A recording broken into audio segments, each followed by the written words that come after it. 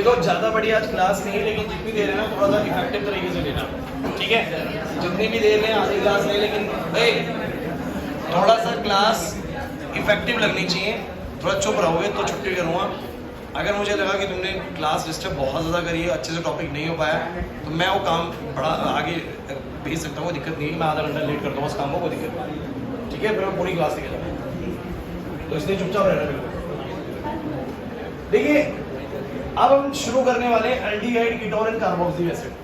अगर तुम लोगों को थोड़ा याद होना, ऑर्गेनिक केमिस्ट्री स्टार्ट हुई थी हमारी 11th क्लास में, हाइड्रोकार्बन्स चैप्टर पहले क्लास ऑफ कंपाउंड थे। 10th में हुई थी कार्बोनेट्स कंपाउंड के साथ, बिल्कुल सही बोल रहे हैं। लेकिन आपको पता है हम क्लास ऑफ कंपाउंड्स पढ़ रहे हैं। What are the class of compounds? Class of compounds क्या होता है? सर दुनिया भर की कार्बन कंपाउंड्स हैं, दुनिया भर के कार्बन कंपाउंड्स हैं, लेकिन उन सभी कार्बन कंपाउंड में कुछ एक जैसे हैं, जिनका प्रॉपर्टीज एक जैसा होता है, जिनकी बिहेवियर, जिनकी रिएक्शंस एक जैसी होती हैं, उनको हमने क्लासेस से बुलाया। जैसे कि हमने इन सभी कंपाउंड्स को, जिनमें क्या होता है, कार्बन की चेन के साथ OH लगा होता है, इन सभी को हमने अल्कोहल्स बुलाया। इन सब का बिहेवियर एक जैसा था। जिनमें बेंजीन के साथ में OH लगा होता है, उन सबको हमने फिनोल्स बुलाया। और पिछले चैप्टर में इसके बारे में बहुत सी हमने बातें करी। अगर आप भूल गए हैं तो एक बार वीडियोस के थ्रू आप दोबारा से जा सकते हैं, चैनल पे डली पड़ी है, आप लोग वीडियोस देख लीजिए। 8-9 वीडियोस एक चैप्टर की होंगी। फास्ट फॉरवर्डिंग की लगाओगे 3-4-5 घंटे में एक चैप्टर खत्म हो जाएगा। इजीली याद आ जाएगा सब कुछ क्या पढ़ाया गया चैप्टर के अंदर, ठीक है ना। ईथर्स क्या होते हैं? कार्बन चेन, ऑक्सीजन और कार्बन, ये बच्चों ईथर होता है। ये पूरा चैप्टर पढ़ लिया तुम लोगों ने। इससे पहले तुम लोगों ने हैलोकेन्स पढ़ा था, जो कि RH होते हैं, और फिर तुमने पढ़ा था कि बेंजीन के साथ में जब X होता है तो ये हैलोरीन्स होती हैं। हैलोरीन्स, ये थे हैलोकेन्स। तो अभी तक आप लोगों ने इस चैप्टर में, मतलब ये दोनों क्लास ऑफ कंपाउंड जो है अपने, ये दोनों क्लास ऑफ कंपाउंड जो पहले वाली क्लास ऑफ कंपाउंड है, ये चैप्टर 6 में आप लोगों ने पढ़ी। ये तीनों क्लास ऑफ कंपाउंड चैप्टर 7 में आप लोगों ने पढ़ी। And in this chapter you will discuss about some few compounds, aldehydes, ketones and carboxylic acids. तो गाइस कुछ मैं आपको कंपाउंड बताता हूँ। जैसे कि जो एल्डिहाइड होते हैं वो ये वाले क्लास ऑफ कंपाउंड होते हैं, RCHO। इनके पास क्या होता है बोलो? RCHO। R मतलब कोई भी कार्बन चेन और लास्ट में लगा होता है CH। एंड इतना तो आपको खुद पता होना चाहिए कि अगर पहले कोई कार्बन चेन है और लास्ट में CHO लगा हुआ है, तो ये बड़ी ही कॉमन सेंस है कि कार्बन का ऑक्सीजन के साथ जो बॉन्ड होगा ना, वो डबल बॉन्ड होगा। मतलब ये खुद सोचने वाली बात है, ये छोटी क्लास में सिखाई जाती है कि कार्बन का ऑक्सीजन का डबल बॉन्ड होगा और यहाँ पर हाइड्रोजन होगा, मतलब CHO ऐसा बनेगा। क्लियर है? अगर मैं एल्डिहाइड की बात करूँ, ये क्लास ऑफ कंपाउंड एल्डिहाइड है। ये क्लास ऑफ कंपाउंड जिसमें बीच में C डबल बॉन्ड O होता है, दोनों तरफ कार्बन्स लगे होते हैं, ये कीटोन्स होते हैं। जिसमें C डबल के साथ में OH लगा होता है, ये कार्बोक्सिलिक एसिड्स होते हैं। अब कुछ और भी क्लास ऑफ कंपाउंड है जो चैप्टर में आप लोगों को देखने को मिलेंगे बीच बीच में। हालांकि चैप्टर का नाम यही है, ज्यादा डिस्कशन इन 3 का है, लेकिन कुछ और क्लास कंपाउंड भी आज से याद कर लीजिए। लाइक अगर R के साथ में C डबल बॉन्ड O है और NH2 लगा हुआ है, क्या बोलते हैं इनको? अमाइड्स। ये अमाइड्स होते हैं। ये अगर दिया हुआ है, ये होता है असाइल क्लोराइड। असाइल क्लोराइड, इनको असाइल बुलाते हैं RCO से। असाइल क्लोराइड याद हो जाएगी। एसिड क्लोराइड बोल सकते हो, कोई दिक्कत नहीं। असाइल या एसिड अगर करवा रखा हो ठीक है। RCOOCOR ये होता है बच्चों, ये बता रही है तुम लोगों को। अच्छा, ये जब हमने अल्कोहल फिनोल में एस्टरीफिकेशन रिएक्शन करा होगा तब बताया हुआ शायद, है ना। तो एस्टरीफिकेशन वाला रिएक्शन बहुत अच्छा। तो ये एसिड एनहाइड्रेट, ये एसिड क्लोराइड हो गया। एसिड भी कर सकते हैं इसका, एसिड क्लोराइड, कोई दिक्कत नहीं है। This is anhydride, this is amide, carboxylic, ketone, aldehydes, esters. Familiar with the esters ना ऑलरेडी, ईस्टर्स। तो ये देखिए क्या है ना, कार्बन के बहुत सारे कंपाउंड है और बहुत सारे कंपाउंड में जो भी कंपाउंड इस तरह के हैं उन सबको हमने ईस्टर्स बुलाया। जो भी कंपाउंड इस तरह के हैं उन सबको हमने एसिड एनहाइड्राइड्स बुलाया। और ये R से घबराना नहीं, R तो कोई भी कार्बन की चेन है भाई। तो पहली बात, इस चैप्टर के अंदर डिटेल डिस्कशन भले ही इन तीनों का है, बट ये कंपाउंड्स भी आपको चैप्टर में कहीं ना कहीं देखने को मिलेंगे। इसे इन क्लासेस कंपाउंड्स के बारे में आपको बता दिए। आपको पहले से अगर अल्कोहल फिनोल आता है तो ये ज़्यादा बेहतर है आप लोगों के लिए, क्योंकि कहीं ना कहीं चीज़ें ऑर्गेनिक की सीढ़ी बाई सीढ़ी बढ़ती हैं। आता है तो बहुत बढ़िया, नहीं आता तो कोशिश करिए पिछला कवर करने लग जाए आप लोग। अभी तो पेपर भी है ना, तो हैलोकेन्स और अल्कोहल्स को कवर कर लीजिए। तो ये समझ में आ गई बात आप लोगों को। तो भैया चलिए शुरू करते हैं, और मैं आपको बता दूं ये चैप्टर डील कैसे करना है। इस चैप्टर के अंदर ना आप लोगों को अल्डिहाइड कीटोन को एक साथ पढ़ाया जाएगा, और जब ये दोनों खत्म हो जाएंगे तो किसको पढ़ेंगे बोलो। जैसे कि तुम लोग याद करो अल्कोहल फिनोल ईथर में भी अल्कोहल फिनोल साथ में पढ़ा था, ईथर लास्ट में पढ़ा था, तो वैसे ही चलेगा बच्चों। तो अब तुम मुझे एक बात बताओ, जो ये अल्डिहाइड और कीटोन है इनमें क्या चीज सेम है?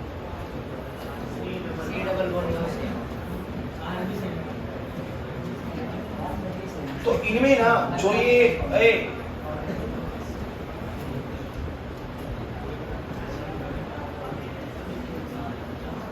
इनमें जो ये वाला जो CO होता है ना, CO, तुम थोड़ा सा कोऑर्डिनेशन कंपाउंड भी याद करो। तुम लोगों ने इस CO को क्या बुलाया था?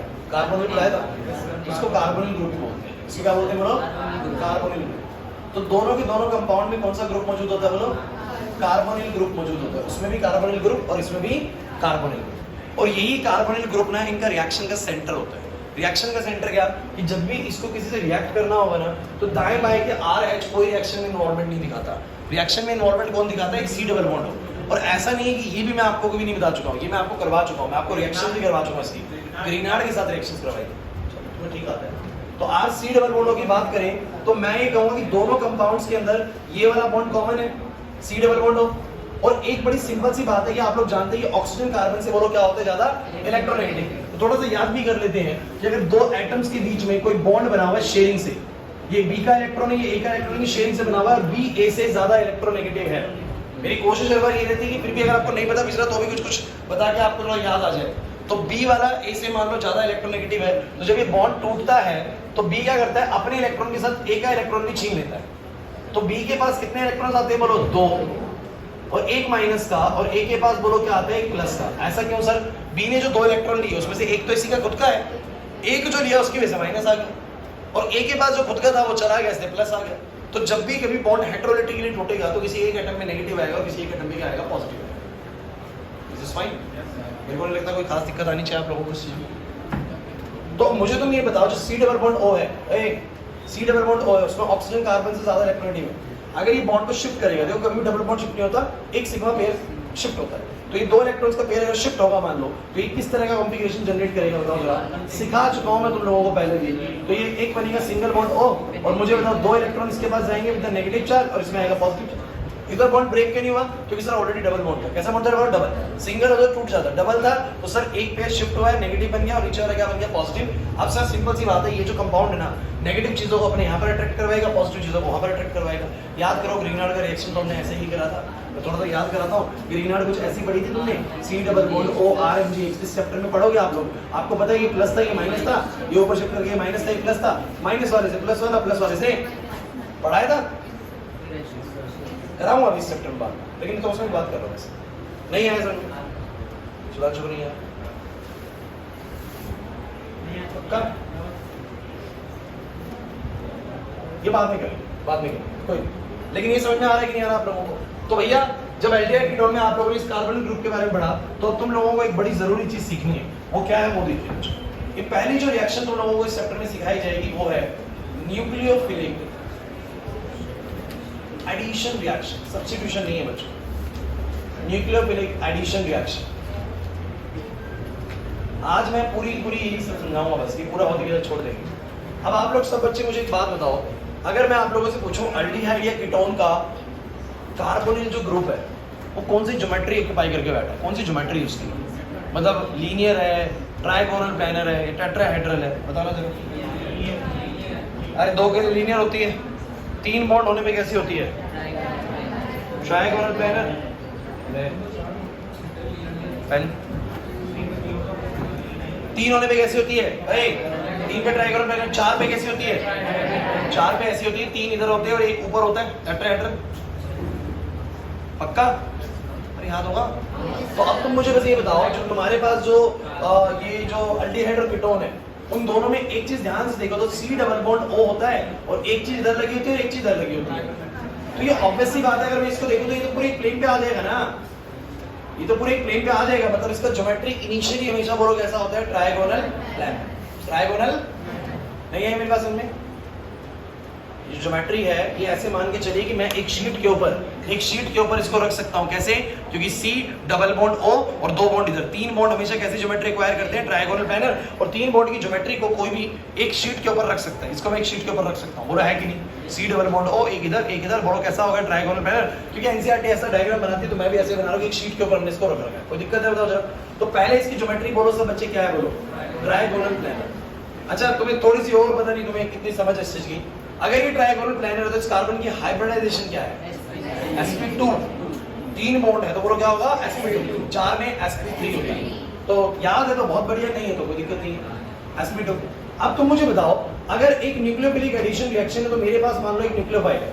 न्यूक्लियोफाइल मतलब कोई नेगेटिव चीज है, कोई कैसी चीज है बोलो? नेगेटिव। अब आप लोग मुझे बताओ यहाँ पर क्या रिएक्शन होगा? आपको पता है कि बॉन्ड यहाँ पर शिफ्ट होगा। क्लास बहुत जरूरी चीज है यार, ढंग से सुना कि जैसे बॉन्ड शिफ्ट होगा O पे आएगा नेगेटिव, कार्बन पे क्या आएगा? पॉजिटिव। हाँ भाई, रख O पे नेगेटिव, कार्बन पे पता न्यूक्लियोफाइल किस पे अटैक करेगा? कार्बन पे। और मुझे तुम ये बताओ कि अगर 3 बॉन्ड का सिस्टम ऐसा है, 3 बॉन्ड का सिस्टम ऐसा है, एक क्वेश्चन, पहला क्वेश्चन यही से बनता है।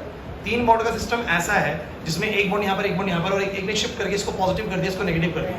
और अब कोई न्यूक्लियोफाइल आके जुड़ने वाला है, एक पेन होता था, कोई न्यूक्लियोफाइल आके जुड़ने वाला है। अरे पेन ही नहीं लेके बैठे, भाई हद हो गई है। तो बुक तक समझ में आ रहा था मुझे, कॉपी तक समझ में आ रहा था, पेन भी नहीं। कलियुग आ गया भाई, बिल्कुल चरम सीमा पे। अब सुनो, अरे इस कार्बन पर कौन आएगा? न्यूक्लियोफाइल। तो ऊपर से यूं आया न्यूक्लियोफाइल, ऐसे आया, ऐसे जुड़ गया। अब जैसे ही जुड़ा ये बॉन्ड नीचे झुक जाएंगे रिपल्शन की वजह से। बॉन्ड पे रिपेल करते हैं नेगेटिव, अरे इलेक्ट्रॉन सब इलेक्ट्रॉन से बने होते हैं, नेगेटिव क्लाउड होते हैं। बोलो कैसी ज्योमेट्री बनेगी?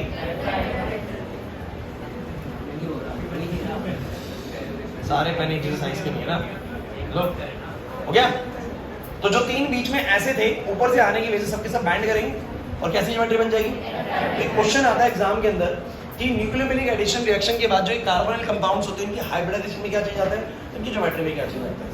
तो बहुत सिंपल सा आंसर है कि सर ये न्यूक्लियोफाइल जो है, पता है आप लोगों को अटैक कहाँ करेगा? पता है ना? तो इस कार्बन पे अटैक करेगा। और हम ये बोलेंगे कि इसका जो अगला जो इसका ज्योमेट्री आपको देखने को मिलेगा वो कुछ ऐसा दिखेगा कि न्यूक्लियोफाइल ऊपर जुड़ जाएगा। बोले है कि नहीं? एक इधर और एक इधर, बोलो O-। बोलो कैसा ज्योमेट्री है? टेट्राहेड। अरे आप कुछ भी मान लो यार, R और R ऐसे मान लो, क्या दिक्कत है?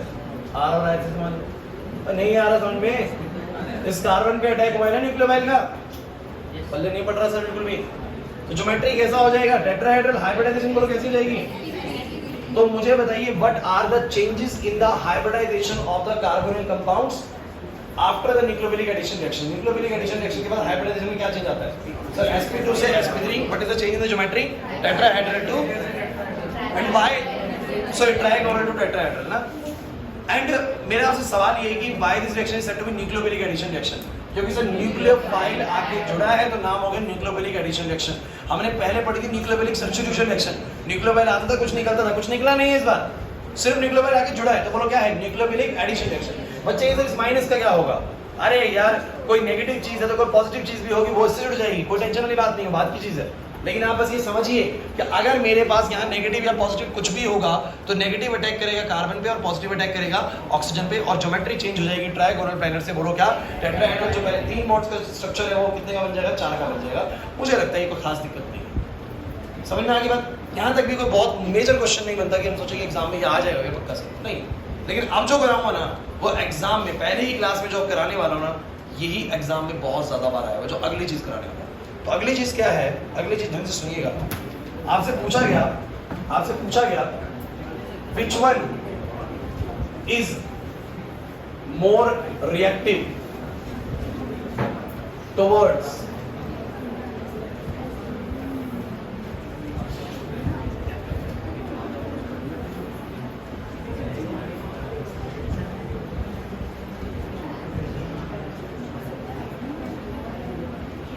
क्वेश्चन पढ़ो।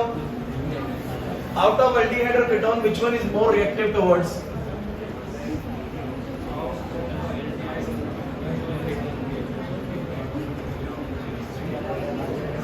चलिए ये आएगा एग्जाम में, ये है मोस्ट इंपॉर्टेंट क्वेश्चन। आज की क्लास का सबसे इंपॉर्टेंट क्वेश्चन है इन दोनों में से कौन ज्यादा रिएक्टिव होगा और आपसे बोलेगा गिव रीजन। गिव रीजन, ये क्वेश्चन मैंने मल्टीपल टाइम्स एग्जाम में आता हुआ देखा है। 2 नंबर में क्वेश्चन आता है बिकॉज यहाँ पर 2 रीजन मांगता हूँ आप लोगों से कि इन दोनों में से कौन ज्यादा रिएक्टिव होगा, और अगर कोई बता रहे हो तो उसका कारण भी दो कि वो क्यों ज्यादा रिएक्टिव। क्या लगता है? हाँ भाई क्लास बोर्ड पे सब बच्चे, मेरे पास अल्डिहाइड तो ये होते हैं और कीटोन ये होते हैं। मेरी बात को अच्छे से सुनना भाई। क्या चल रहा है भाई, अपने डिस्कशन से आ जाए तो सुनने क्या। अल्डिहाइड कीटोन की वेटेज सबसे ज्यादा है ऑर्गेनिक के अंदर, ध्यान रखना, हल्के में मत लेना। इस चैप्टर को 9 से 10 नंबर का केला आता है पेपर के अंदर बोर्ड में, बहुत हाई वेटेज चैप्टर है। अमाइंस छोटा सा चैप्टर है, हेलोकेन्स भी छोटा सा चैप्टर है, ये बहुत बड़ा चैप्टर है और अच्छी खासी वेटेज लेता है, मिनिमम 8 से 9 नंबर तो मान के चलना। तो मोर देन 10% का पेपर इसी से आएगा केंद्र से। आप बातें करने लग जाते हैं ऐसी चीजों में। अब सुनो, अल्डिहाइड जल्दी देंगे न्यूक्लियोफिलिक सब्स्टिट्यूशन रिएक्शन है कीटोन। अब पहले तो समझ लो कि क्या होती है न्यूक्लियोफिलिक सब्स्टिट्यूशन रिएक्शन, क्या होती है बताओ जरा। मैंने यही तो बोला कि सर जो ये ऐसे ऐसे है और आपने कोई न्यूक्लियोफाइल लिया, सर ये बॉन्ड ऊपर शिफ्ट हुआ, ऊपर माइनस आया नीचे प्लस आया, न्यूक्लियोफाइल से जुड़ गया।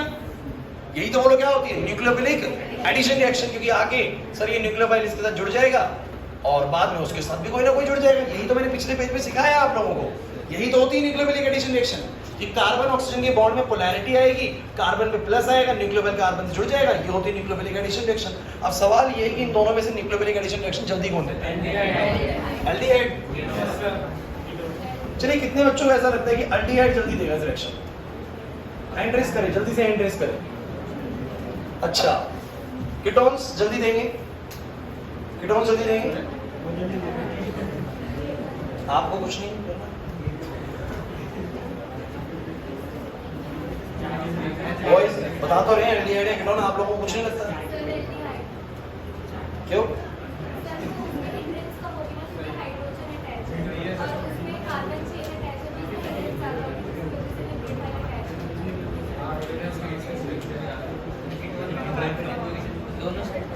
चलिए समझते हैं, फिर तुम सोचो पढ़ा के जाएगा। ओके चलो देखिए मैं बताता हूँ क्लास बच्चों, अब आंसर समझो। आशीष मैं रीजन देता हूँ तो मैं पॉजिटिव वाली बात समझ में आ जाएगी। देखिए हाँ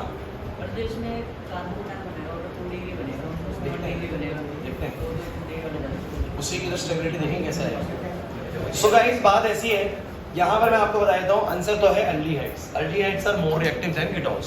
अब रीजन समझते हैं, रीजन समझते हैं, ध्यान सुनना भाई।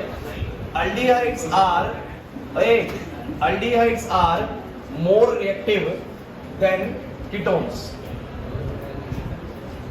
ड्यू टू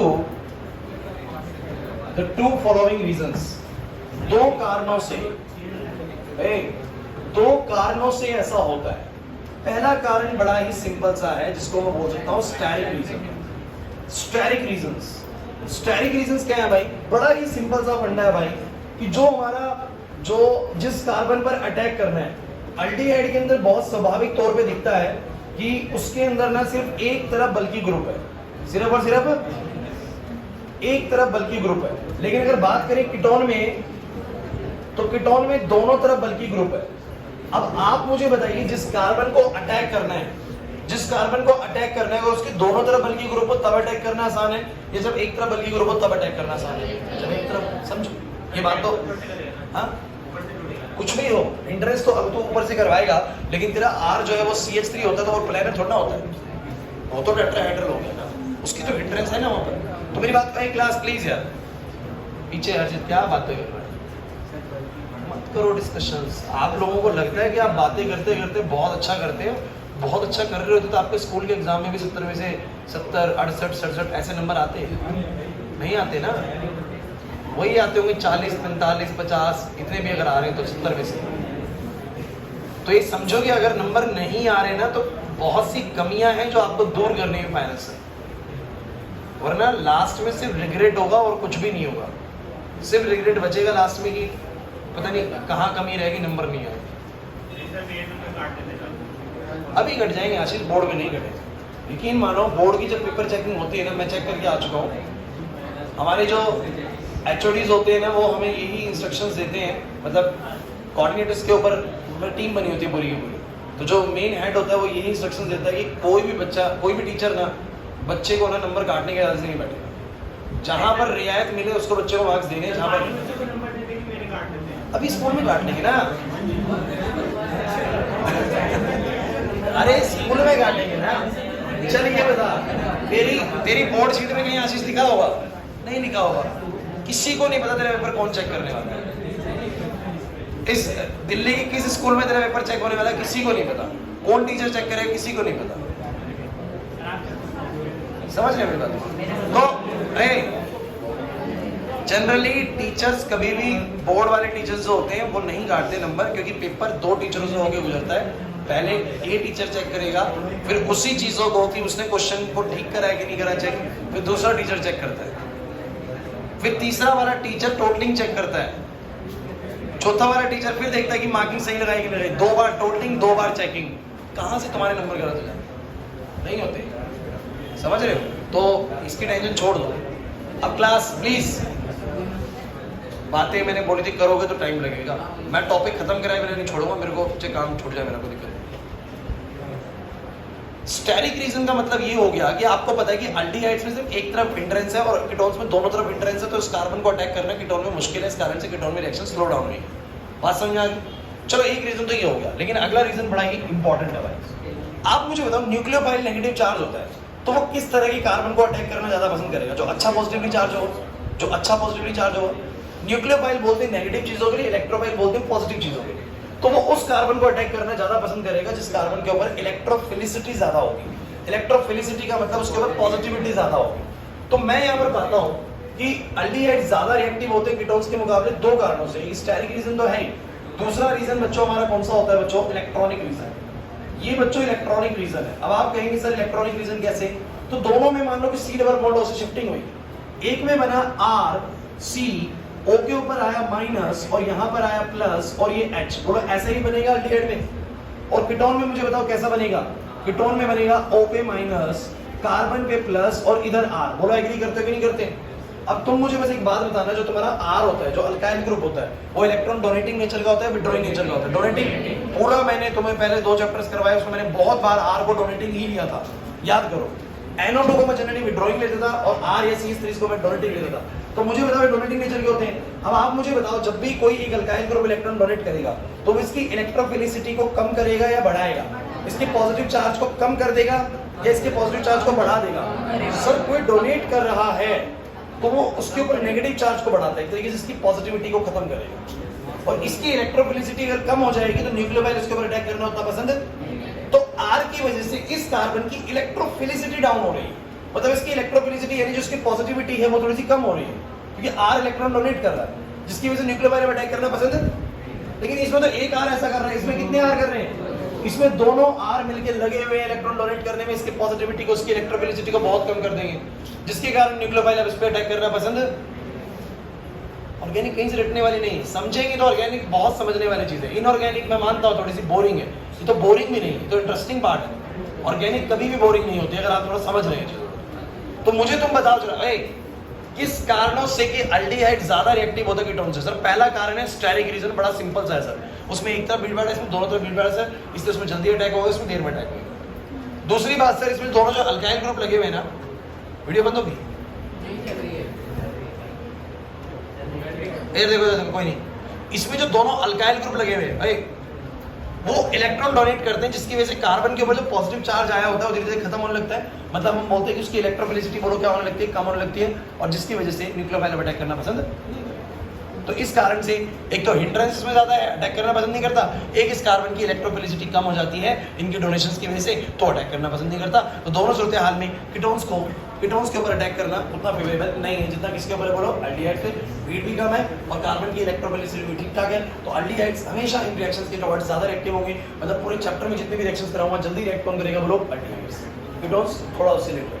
क्लियर होगा कि नहीं? इसीलिए जब तुम लोगों को मैं टॉलरेंस टेस्ट कराऊंगा ना, जिसमें यही चीज आगे चल के एक बहुत बड़ा टेस्ट बनेगी कि हमें अगर लेबोरेटरी में पहचानना होगी कौन सी चीज अल्डिहाइड है, कौन सी चीज कीटोन है। देखने में दोनों के दोनों बिल्कुल एक जैसे लिक्विड फॉर्म में लगेंगे, पानी जैसे लगेंगे, कलर नहीं कुछ भी। कैसे पहचानोगे? जो चीज जल्दी रिएक्ट कर रही है वो कौन है? अल्डिहाइड, और जो देर में कर रही है वो क्या है? बोलो कीटोन। तो हमारे टेस्ट है ऐसे जिसमें हम ऑक्सीडाइज करके देखते हैं चीजों को, और जो जल्दी ऑक्सीडाइज होता है वो अल्डिहाइड है, जो नहीं हो पा रहा वो क्या है? बोलो कीटोन। सिंपल, ठीक है। तो गाइस ये समझ में आया आप लोगों को? तो एनसीईआरटी किसी बच्चे के पास है, बुकलेट है,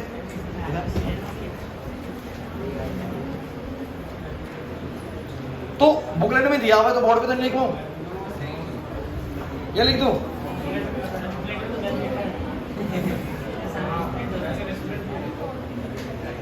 अरे सब नहीं है इसमें, मारो भाई।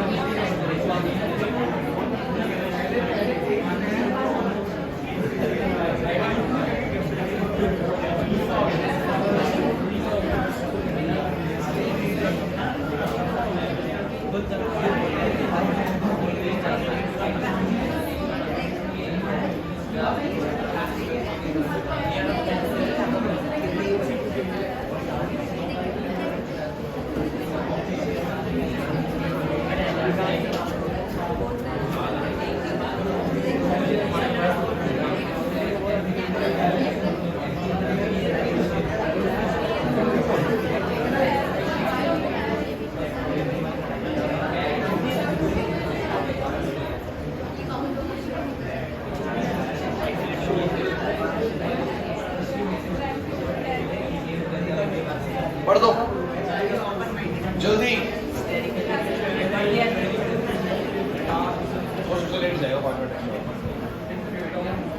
बताओ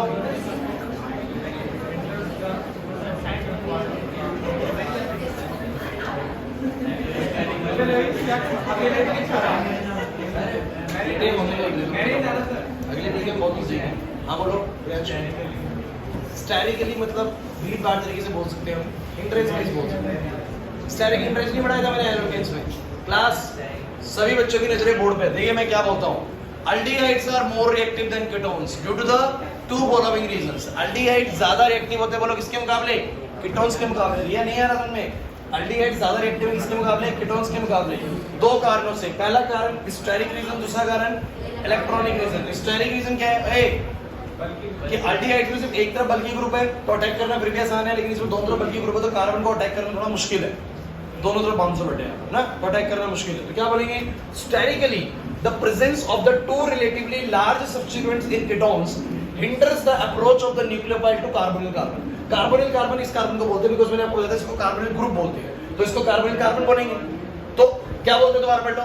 sterically the presence of the two relatively large substituents in ketones hinders the approach of the nucleophile to the carbonyl carbon then in aldehydes having only one such substituent comparative to aldehyde जिसमें सिर्फ एक substituent ऐसा लगा होता है। Clear है कि नहीं? बताओ जरा, समझ में आता होगा? सिंपल चीजें लिखी नहीं। इलेक्ट्रॉनिकली देखो क्या बोलता है। Electronically aldehydes are more reactive than ketones because two alkyl group reduce the electrophilicity. What is electrophilicity? The positivity of the carbon is the electrophilicity ना, so it reduces the electrophilicity of the carbonyl more effectively than in former।